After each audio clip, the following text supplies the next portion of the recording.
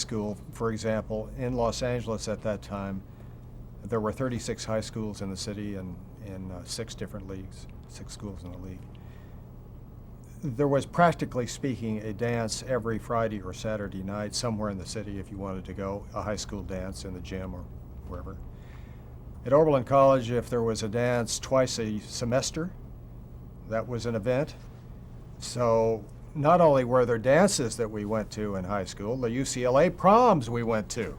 So the social life in Los Angeles was very different than the social life at Oberlin. And my high school track team could have beaten Oberlin's track team any day of the year. So it was very different. Okay. Going back to where we left off. Yes. You want to just continue? What was the last thing I was saying? Oh, was there a We were second? talking about how Sesame Street developed. And we talked about the gap. Precursor. And the precursor, yes. A second element was that our older daughter, Sarah, was born in 1962. And when she was about 2 to 3, that'd be 64 or 65, I would come out on a Sunday morning when we typically slept a little later than usual, and Sarah would be in front of the television set in the living room watching the station identification signal. And it struck me there was something fascinating to Sarah, for certain, about television, and it, again, there's a little dissonance in my mind here. What is a child doing watching the station identification signal? What does this mean? I didn't know. But that was in the back of my mind also. Third thing was that in Los Angeles, one of my oldest friends now, Julian Gans, we met in junior high school, so that would have been in 1941. I still know him. When we moved from Berkeley to New York, Julian said, "You ought to get in touch with my cousin Joan. You would like her." This was in 1958. And I didn't do anything about that until around 1961, when I did call Joan up, and we had obviously this family connection, my old friend and her cousin. We got together, I think, first for lunch, and we became friends, and we began visiting back her home and my home. And Joan was in television at the time. We didn't talk about television much, but I knew about it. And that led to the dinner party, which oft-told tale now, in, I think, February 1966, when Mary and I went to Joan's apartment for a dinner. She was there, of course. She was then married to Tim Cooney. And Louis Friedman, who was her boss at Channel 13, was also there. After dinner, we were, as I remember it, we were standing around, probably 4 or 5 of us, and I said, "Joan, do you think television could be used to teach young children?" Where did that question come from? Well, it came, the only way I can say it is it came from the other things I've told you about. It came from my experience with my own daughter watching the station identification signal. It came from the experience at Carnegie, where we were not doing the job we wanted to do in terms of numbers. Joan's answer, again, as I remember it, was, "I don't know, but I'd like to talk about it." So after that, she and Louis Friedman came over to my office at Carnegie, and we did talk about it. And as we talked, it became clear that we didn't know enough to have an answer to that question. Can television be used to teach young children? And we talked around the idea of having a feasibility study done to see if that could be, if it could be worked. And I think Louis was the one who said Joan wouldn't be interested in that. And Joan spoke up and said, "Oh, yes, I would." So that then led to our providing funds for Joan to conduct a feasibility study on whether television can be used to teach young children and how. And in that, she did a couple of things. One was because of what I've said at Carnegie we were doing. We had many contacts for her to follow up in the educational, psychological, research, social science research areas. She had a lot of contacts in the television world. And so what she did was she went around talking to people about ideas and asking this question and trying to figure out whether or not indeed it could work. And the feasibility study that she completed late that spring, probably, we made that money available in February or March. She probably completed the study in June. Again, that's a guess at this point. Now, were you discussing things back and forth Oh during yes. that time? Oh yes. And when she completed the study, she came to the conclusion that yes, it probably could. We didn't have a definitive answer because it hadn't been tried, but her tentative answer was yes. The answer was probably yes. And in the feasibility study, she suggested some ways that might be useful. Among other things, the idea of a magazine format was suggested, that because we thought that young children's attention span might be short, that the segments in the television show had to probably be relatively short, that it's been quite a while since I read that feasibility study, so I may be mixing up what subsequently happened with what was actually in the study, but I believe that she also came up with the idea of using, Laugh-In was a very popular format at that time, and the early Sesame Street really capitalized on the Laugh-In format. So there were a lot of ideas there as to how something might work.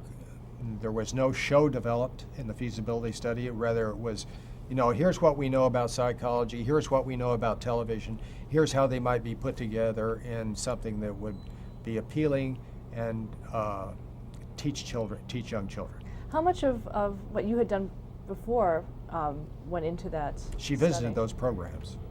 So I can't answer it quantitatively, but I can say yes, they were relevant to what, and she knew about them. Did she frequently call you and ask for guidance at all, or We talked a what lot. questions did she have for you? We talked a lot, and we were talking all the time, so I really can't answer that question. But yes, we did talk. And what was the next step in that, once it was turned Feasibility study was completed, and it seemed like a good idea. So the next step was to develop a proposal, how you were going to do this if you said you were going to do it. And we got the help of a very good writer who later became a television producer or writer or both, Linda Gottlieb. Linda helped write the proposal, with Joan providing the background, and the proposal had to contain a lot more than what was in the feasibility study. Feasibility study only looked at, the education, the psychology, how in the television, how they might go together. Proposal has to, how are you going to do it, practically speaking? How many people is it going to take? What kind of a budget will it have to have? What kind of an organization will it have to have? All that had to go in the proposal. So Joan had to work further on that. And when we asked Joan to come to Carnegie for full time, and she spent half her time at Carnegie originally helping to develop the proposal, and half her time working on another project we were funding, the National Citizens Committee for Broadcasting. And in developing the proposal, she was able again to draw on her television contacts and some very good friends to help on what kind of an organization, how should it work. The Public Broadcasting Laboratory had been developed and tried before then, and it hadn't worked very well. What exactly was it? Public Broadcasting Laboratory was designed to produce innovative shows within the public broadcasting system. And among other things, it had a board which had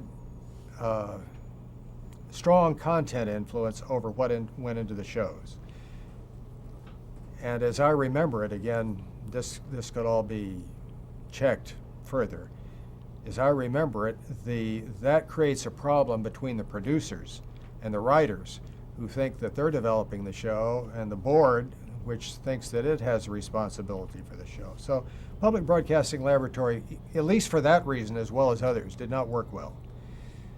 That was a very important lesson to what Joan put into the proposal.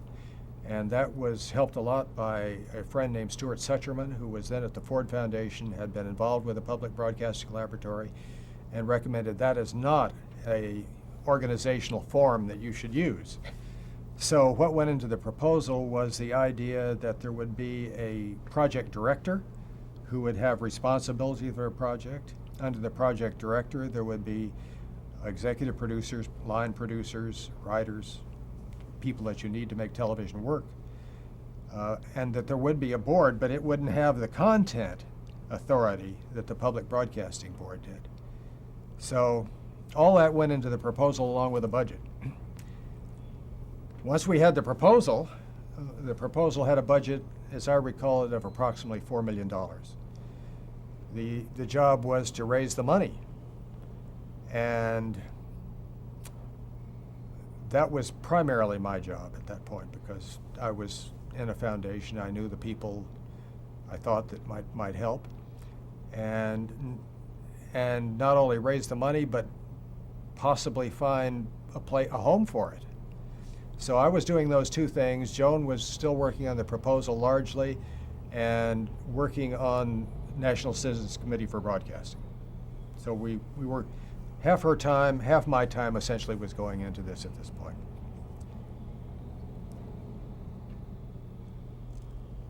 Well, when you're trying to raise money, it really helps a lot if you can say, and we are doing so-and-so. So my first job was to convince my colleagues at Carnegie that we should do this.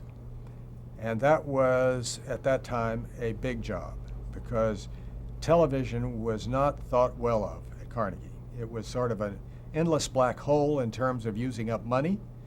It had a very uncertain, I'm giving the perception, not the reality.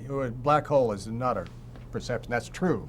It can use up money endlessly, but also very uncertain outcome as to whether what you produced would have any value. And it was ephemeral. You know, a show was on and then it was gone. How do you have any lasting effect with something like that? All those questions were there in the staff.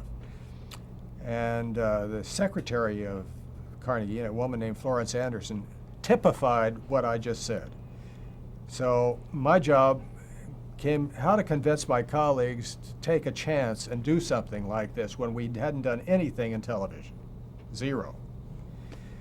Well, finally I did convince them with the help of Alan Pfeiffer, who was then president, and we put up the first $1 million. Now with the first $1 million against 4, then it begins to make things much more realistic as to whether you can raise the money. So I went to other sources, went to the Ford Foundation. They respectfully considered it and turned us down. I went to a Westinghouse Broadcasting Group. What was Don McGannon? Talked to Don, and he was very cordial and offered advice, but no money and no airtime. Went to NBC, and I've forgotten who was Lou Cowan running NBC at that time. I'm not sure I've got the right name there. Anyway, again, very friendly, offer of perhaps in-kind assistance, no airtime, no money. So everywhere I went, there was sort of respect, but no airtime, no money. We went down to the Office of Education. Harold Howe, whose nickname was Doc, D-O-C, was then Commissioner of Education. He was also a friend of mine, a friend of John Gardner's, and he had been principal of Scarsdale High School before he went to the Office of Education. And Doc called his colleagues in. There were probably 15 people, bureau chiefs, others in the Office of Education, and Joan and I went down to talk to them about providing some money. And I'd have to say that the attitude around the table was highly negative. And you can understand why. One was all these people had their own programs, that their money was going to things that they were interested in. Here were essentially a couple of outsiders coming with an expensive idea. Furthermore, it was television, and they weren't doing anything in television. Describe that presentation. How would you go in and present this idea? We went down, we talked about the feasibility study, we talked about the research background, we talked about the need, we talked about the proposal, and we were true believers. So when you believe in something, it makes it easier to be convincing. But it was a negative group, definitely a negative group.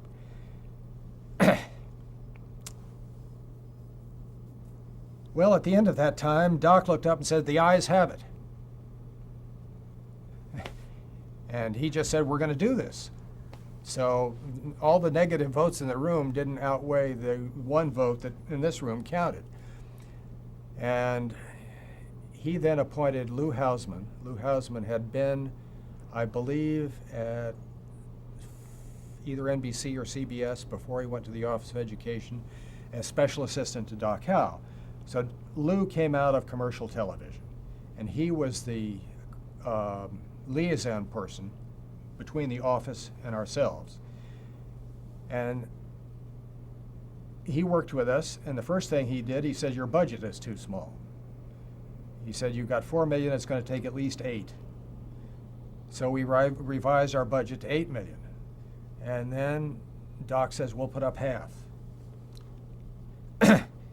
Now we've got $5 million. Carnegie's won, Office of Education for it. It wasn't all from the Office of Education because some other governmental agencies came in through the Office of Education, but primarily Office of Education money. And Doc also called up his friend Champ Ward at the Ford Foundation and said, "You made a mistake." Ford reversed itself and came in also. And the amount that they came in for, I'm going to say, was either $1 million or $1.5 million. So now we're up to $6.5 million. The rest was relatively easy. It came in smaller amounts. The Corporation for Public Broadcasting gave us some money, and we had $8 million at the end of that time. What was that going to buy, that $8 million? It was going to buy one season's program. Still no airtime. Back I go to NBC and Group W. Now it's a different story. Fully funded, no airtime. Do you know why? Sure, and you know why too. That is, there's no advertising on the program. What are the advertisers going to do? We depend on, I mean, they didn't say this, but we depend on advertising support for the income that we use, and you're going to use airtime that we could otherwise sell. That was the basic reason. Did any of them ask for advertising airtime or say, "Can you do this with a sponsor"? Not really. The other thing was, of course, children's programming does not draw the audiences that you want to draw for primetime television or anytime television, because children, 3 to 5 year old children, are not big consumers. All those things were in the background. No airtime. Lou was convinced that the program should be on commercial broadcasting. So that's why this part of the story I've just told is relevant. He thought in order to reach the maximum number of people, you have to be on commercial broadcasting. Public broadcasting, this is now we're in 1968, there wasn't any public broadcasting. It was educational television at that time, because Public Broadcasting Act was passed in '69. So we failed to get it on commercial television, and then we were left with educational television, or what we now call public television, as the alternative. They were starving for programming. And therefore, it was relatively easy to get it on the air there, except that there was no means of easy transmission of the program. That had to be bicycled around. Tapes, the tapes had to be bicycled to individual stations. So that was the way it went on the air at first in 1969, November 1969. Then the Public Broadcasting Act had been passed, and so there was a public broadcasting system rather than a conglomeration of educational television stations. That made it a little easier, but that was the way it first got on the air. So when Sesame Street first got on the air, it was PBS did not exist. Whether PBS existed by November of '69, I'm not going to be able to say. The Broadcasting Act was passed that year. Whether in terms of what you saw on the air, there was a PBS logo, I'm not able to say. Because, as I said, we bicycled the tapes to individual stations. So I don't think so. I don't think so. How involved were you in actually putting the show together? those Me first shows? personally? Yes. The first, I'm taking a step back now. Once we had the money and once we knew we had a potential place to air it, we had to produce a show.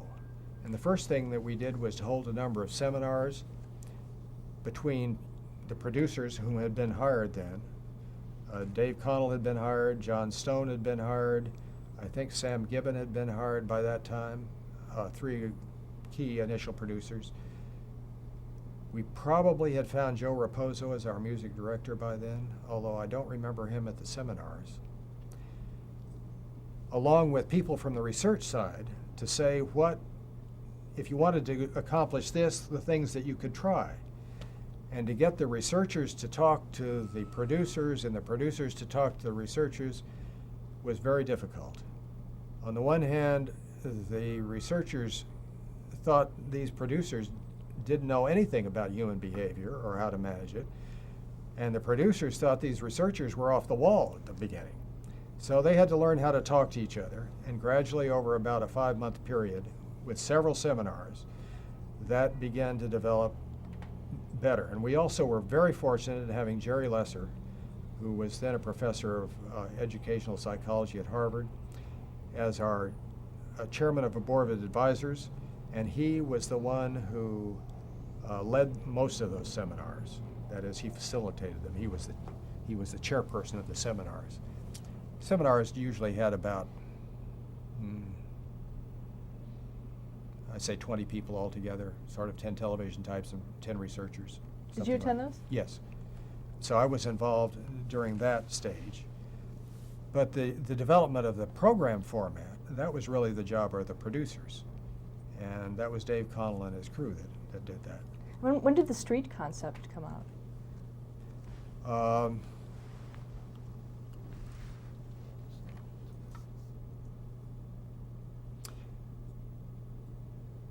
The decision was that we would develop some pilot shows. I think they were tried out in Philadelphia first. And in order to develop the pilot shows, there had to be a format. The producers, I don't know how that street format actually came up. That has undoubtedly been described by others. But we were always interested, remember, in reaching young children who needed this program the most. And most of those kids are in urban areas. So it was always an urban orientation toward the initial set. How the particular street came up, I'm not able to answer. So were you involved in all, were you at least seeing some of the creative aspects as they came up? Yeah, but that wasn't my job. That was Joan's job, really. She was project director. And so I saw some of it, but that was not primarily my job. What about the Muppets? Were you aware? When did they come on board? I have to backtrack a little here.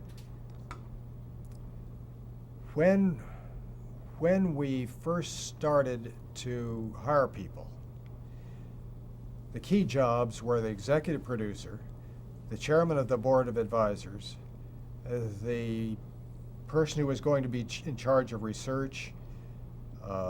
Fourth job probably was a public relations job, was all important.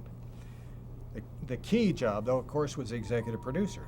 That's the person who's primarily responsible for the look and feel of the show. And Captain Kangaroo had been a very popular show at CBS. It was the last surviving hour-long daily children's program at the time. We had gone over to see Mike Dan, who was then at CBS. And Mike was a very funny guy. He started out as a comedy writer, and he took an interest in us. And so he was very helpful in giving us advice. And he suggested to us that the producers who had been at Captain Kangaroo were obviously good candidates for this job. First person we tried to hire was a producer named George Dessart, an excellent producer. He turned us down. We were devastated. We thought we had the ideal person. He knew much better than we did.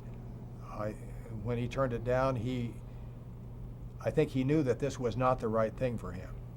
So then, with Mike's advice, we got on to Dave Connell and hired Dave, and Dave was exactly the right person. So the second choice in this case, as in many cases, by the way, when the person knows that they're not right for the job, turned out to be wonderful.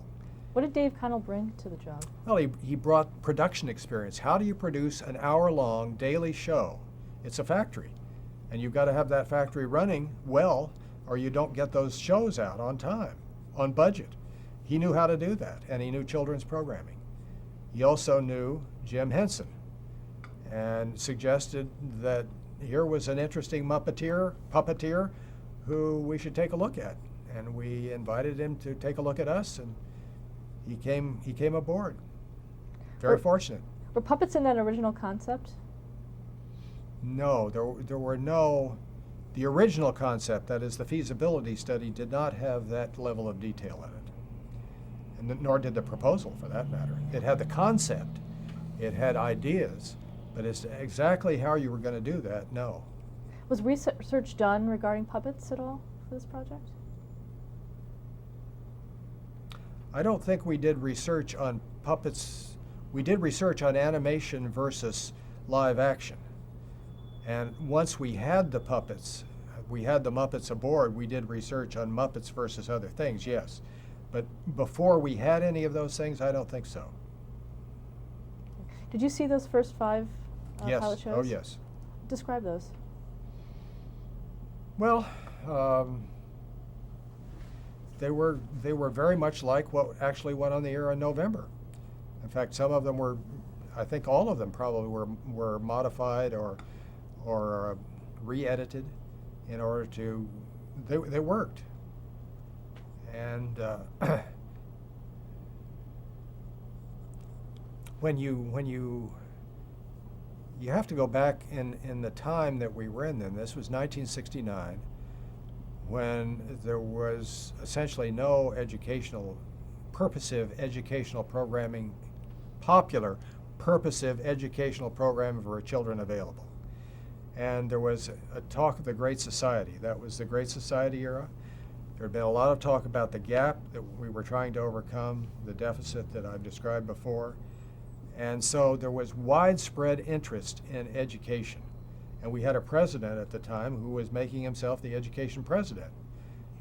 And all those things went together so that when the show came on, it wasn't simply the show. It was, at that time, it was a key idea. So, you can have a wonderful idea, but if the timing is wrong, it may not work. Stop there to change the tape. Okay.